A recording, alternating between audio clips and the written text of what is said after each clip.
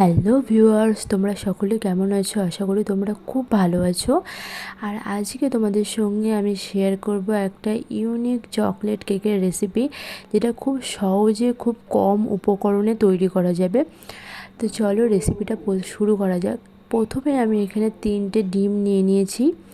আর এই ডিমটাকে খুব ভালো করে চামচ দিয়ে হোক বা কোনো মেশানোর কিছু দিয়ে হোক খুব ভালো করে মিশিয়ে নিতে হবে। মিশিয়ে নেওয়ার পরে আমি 120 মিলি অরপে 10 চামচ চিনির গুঁড়ো ইউজ করেছি। এখানে চিনির গুঁড়োটা দিলে পারে কী হবে, খুব মেশাতে খুব সহজ হবে।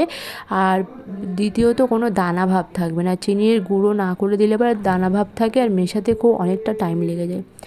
এটাকে ভালো করে মিশিয়ে নেওয়ার পরে আমি 120 মিলি অরপে 10 চামচ রিফাইন অয়েল এর মধ্যে অ্যাড করে দেবো।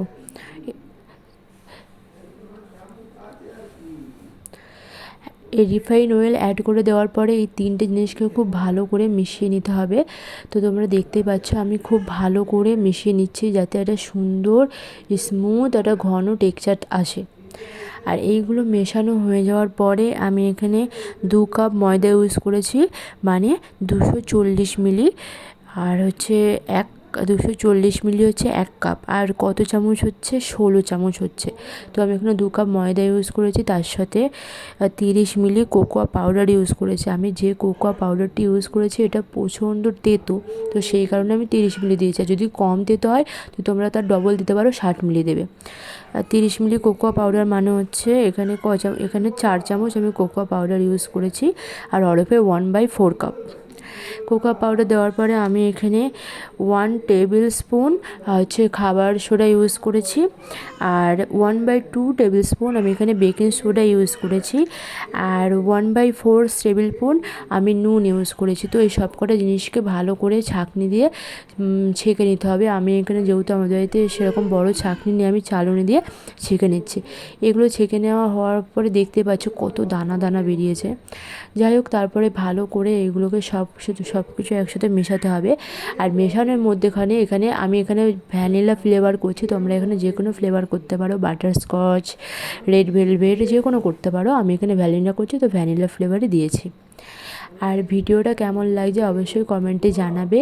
আর নতুন নতুন ভিডিও কি তোমরা দেখতে চাও সেটা অবশ্যই কমেন্টে বলবে, আমি অবশ্যই তোমাদের দেখানোর চেষ্টা করব।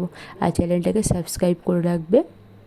তো ভালো করে মেশানোর পর, আর যেহেতু এটা ঘন হয়ে গেছে তো সেই কারণে আমি হচ্ছে একই পরিমাণ 120 মিলি দুধ এখানে ইউজ করেছি, মানে 2/3 কাপ আমি এখানে গরুর দুধ ইউজ করেছি। যেটা দিলে পারে কী হবে, টেক্সচারটা খুব সুন্দর আসবে। আর দুধটাকে না খুব ধীরে ধীরে মেশাতে হবে, একবারে সব দুধ দিয়ে মেশানোর কোনো প্রয়োজন নেই, ধীরে ধীরে দুধটাকে মেশাবে। তো দেখতে পাচ্ছ আমি ধীরে ধীরে দুধটাকে মেশাতে, আর মানে এই মেশাতে মেশাতে একটা সুন্দর ঘন টেক্সচার চলে আসবে। আর সত্যি কথা বলতে প্রথমবার আমি কেকটা তৈরি করছি, আমি এর আগে কোনোদিন কেক তৈরি করিনি। কেকটা খুবই মানে খুব খেতে খুব টেস্টি হয়েছিল। তো এরকম সুন্দর একটা পারফেক্ট টেক্সচার চলে আসবে, যেটাকে একটু ভালো করে ফেটিয়ে নিতে হবে। ফেটিয়ে নিলে কী হবে, ভেতরে যে হাওয়াগুলো থাকে সেইগুলো বেরিয়ে আসবে আর কেকটা একটু বেশি ফুলবে। তো ভালো করে ফেটিয়ে নেওয়ার পরে আমি এখানে একটা বাটার পেপার নিয়ে তার মধ্যে একটু খানিকটা রিফাইন অয়েল লাগিয়ে কেকের মোল্ডের মধ্যে আমি দিয়ে দিচ্ছি। আমি এইখানে বেশি করে ব্যাটারটা করেছি, তাই 2 জায়গায় আমি এখানে মোল্ড ইউজ করছি। 2খানা মোল্ডে আমি কেকের ব্যাটারটা ইউজ করছি। তো কেকের ব্যাটারটা দিয়ে নিয়ে ভালো করে একটু ঝাঁকিয়ে নিতে হবে, যাতে ভেতরে কোনো হাওয়া না থাকে। আর বাইরে যেসব আওয়াজগুলো হচ্ছে প্লিজ তোমরা কেউ কিছু মাইন্ড করো না, যেহেতু সংসারে থাকতে হয় তো বিভিন্ন রকম আওয়াজ হয়। তো বসিয়ে নেওয়ার পরে আমি এখানে কড়া আগেই গরম করতে বসিয়ে দিয়েছি গ্যাসে।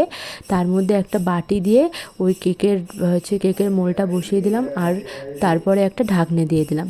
তো তোমরা দেখতেই পাচ্ছ কেকটা কত পরিমাণে ফুলেছে, ফুলে ফেটে পর্যন্ত গেছে। দেখতেই পাচ্ছ মানে কতটা পারফেক্টলি হয়েছে।